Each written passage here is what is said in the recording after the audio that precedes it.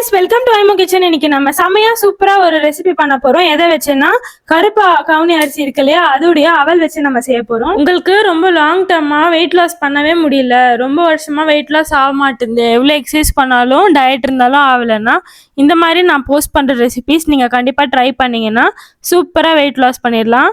வாங்க இப்போ இது எப்படி செய்யறதுன்னு சொல்லிட்டு வீடியோ ஸ்கிப் பண்ணாம ஃபுல்லா பாருங்க. அதுக்கு முன்னாடி நம்ம சேனலை ஃபர்ஸ்ட் டைம் பார்க்குறீங்கன்னா மறக்காமல் சப்ஸ்கிரைப் பண்ணிட்டு பாருங்கள். இப்போ வாங்க வீடியோக்குள்ளே போகலாமா?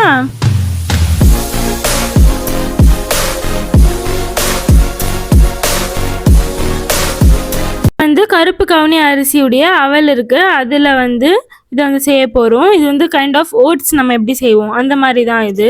ஆனால் செம்ம டேஸ்டியாக இருக்கும். நிறைய பேர் என்கிட்ட ஒரு டவுட் கேட்குறீங்க, அதாவது நம்ம தயிர் சேர்த்துக்கிட்டோம்னா வெயிட் லாஸ் எப்படி ஆகும் அப்படின்ட்டு. அப்படிலாம் ஒன்றுமே கிடையாது. தயிர் ப்ரோபயோட்டிக், அதாவது கட் ஃப்ரெண்ட்லி. உங்களுடைய குடலில் இருக்கிற கெட்ட பாக்டீரியாவை அழிக்கக்கூடிய ஒரு நல்ல பாக்டீரியா இதில் தான் இருக்குது. இப்போது நம்ம அவல் எடுத்து வச்சுருக்கோம். இதில் ஃபஸ்ட்டு தண்ணி ஊற்றி நம்ம நல்லா வாஷ் பண்ணிக்கிட்டு அதுக்கப்புறம் கொஞ்ச நேரம் இது தண்ணியில் ஊறட்டும். பாருங்கள் எவ்வளோ பிளாக் ஆகிடுச்சுன்ட்டு. ஸோ நல்லா நம்ம வாஷ் பண்ணி வச்சிடலாம். இது வேறு லெவலில் இருக்குங்க இந்த ரெசிபி. நீங்கள் ஒரு வாட்டி செஞ்சிட்டிங்கன்னா திருப்பி திருப்பி செய்வீங்க. யாராவது தயிர் சாதம்னு கேட்டாலே இதை தான் செய்வீங்க, அந்த அளவுக்கு அருமையாக இருக்கும் இது.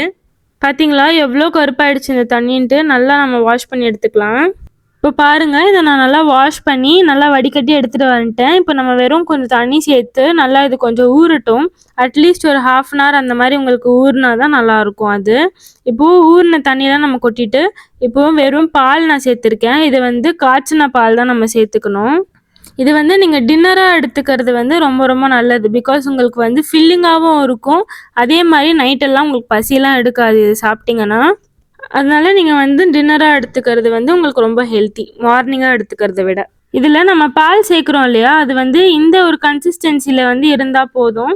இல்லை உங்களுக்கு ரொம்ப லிக்விடாக வேணும், எனக்கு சாப்பிட முடியாது அப்படின்னா நீங்கள் இன்னும் அதிகமாக கூட பால் சேர்த்துக்கலாம். நான் கொஞ்சம் செமி சாலிடாக இருக்கிற மாதிரி தான் எடுத்துக்க போகிறேன். அதுக்குனால இவ்வளோ தண்ணி இருந்தால் போதும் எனக்கு. இப்போது நம்ம தயிர் இது முக்கியமாக நீங்கள் சேர்த்தே ஆகணும். அப்போ தான் இது டேஸ்ட்டு சூப்பராக இருக்கும். நான் தயிர் இதில் சேர்த்துக்கிட்டேன். முடிஞ்ச அளவு நிறையவே சேர்த்துக்கோங்க. இப்போ தான் உங்களுக்கு ஒரு திக்கான ஒரு க்ரீமி டெக்ஸ்சர் கிடைக்கும். அது செம்ம ரிச்சாக சூப்பர் ஃப்ளேவர் கொடுக்கும் உங்களுக்கு. இது நல்லா ஊறி வரட்டும். ஆக்சுவலி இந்த தயிர் இந்த பாலெல்லாம் சூப்பராக ஊறி வந்தால் தான் உங்களுக்கு டேஸ்ட்டு நல்லாயிருக்கும்.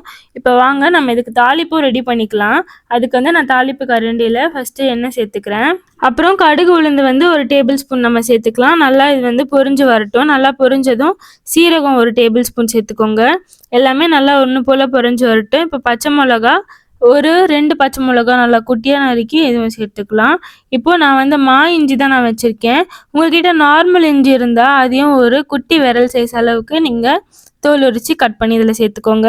அப்புறம் நல்லா ஒரு கை கொத்த அளவு நீங்கள் கருவேப்பிலையும் சேர்த்துக்கிட்டு இது நல்லா ஒன்று போல் பொரிஞ்சு வந்துடுச்சு பாருங்கள். இந்த மாதிரி வந்தப்போ இதை நம்மளோட ரெசிப்பியில் சேர்த்துக்கிட்டோன்னா சூப்பராக இருக்கும் உங்களுக்கு டேஸ்ட்டு.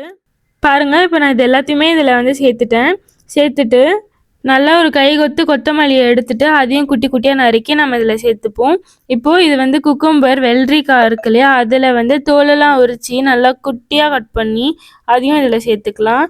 நீங்கள் அடிஷ்னலாக உங்களுக்கு கேரட் சேர்த்துக்கணும் அந்த மாதிரினா கூட நீங்கள் துருவி கூட சேர்த்துக்கலாம். சூப்பராக இருக்கும். இது பாருங்கள் செம்ம டேஸ்ட்டாக சூப்பராக இருக்கும். உங்களுக்கு ஈஸிலி டைஜஸ்டபிள். அது இல்லாமல் இதில் ஃபைபர் கண்டென்ட்டு யூஸ்வலாகவே குண்டாக இருக்கிறவங்களுக்கு அவங்க வயசாயிட்டதுக்கு அப்புறமா அவங்களுக்கு சீக்கிரமாக மெட்டபாலிசம் உடம்புல நடக்காது. அந்த மாதிரி இருக்கிறப்போ இந்த மாதிரி நீங்கள் டின்னர் பேக் பண்ணிட்டு ஒர்க்குக்கு நீங்கள் எடுத்துகிட்டு கூட போயிடலாம். மோஸ்ட்டாக ஈவினிங்கே டின்னர் சாப்பிட்றது ரொம்ப ரொம்ப பெஸ்ட்டு. கண்டிப்பாக இந்த ரெசிபி ட்ரை பண்ணிவிட்டு எப்படி இருக்குன்னு எனக்கு மறக்காமல் கமெண்ட் பண்ணுங்கள். அதே மாதிரி உங்கள் ரிசல்ட்டும் என்ன ஆச்சுன்னு சொல்லிட்டு எனக்கு மறக்காமல் கமெண்ட் பண்ணுங்கள். இந்த வீடியோ பிடிச்சிருந்தா லைக் பண்ணுங்கள், ஷேர் பண்ணுங்கள், சப்ஸ்கிரைப் பண்ணுங்கள். வாங்க சாப்பிட்லாம். தேங்க்ஸ் ஃபார் வாட்சிங். பாய்.